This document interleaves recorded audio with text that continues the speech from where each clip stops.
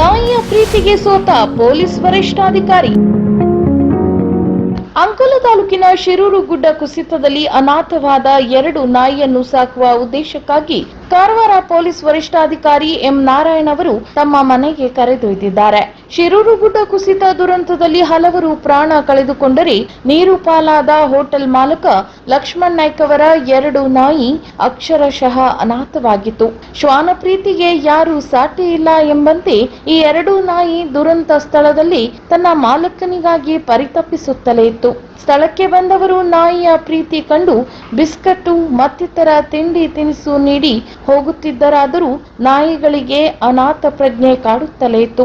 ಕೊನೆಗೂ ನಾಯಿ ಪ್ರೀತಿಗೆ ಸೋತ ಕಾರವಾರ ಪೊಲೀಸ್ ವರಿಷ್ಠಾಧಿಕಾರಿ ಎಂ ನಾರಾಯಣ್ ಅವರು ನಾಯಿಯನ್ನು ತಾವೇ ಸಾಕುವ ಉದ್ದೇಶಕ್ಕಾಗಿ ತಮ್ಮ ಮನೆಗೆ ಕರೆದೊಯ್ದಿದ್ದಾರೆ. ಪೊಲೀಸ್ ವರಿಷ್ಠಾಧಿಕಾರಿಯ ಈ ಮಾನವೀಯತೆಯನ್ನು ಶಿರೂರು ಸುತ್ತಮುತ್ತಲಿನ ಜನತೆ ಕೊಂಡಾಡಿದ್ದಾರೆ.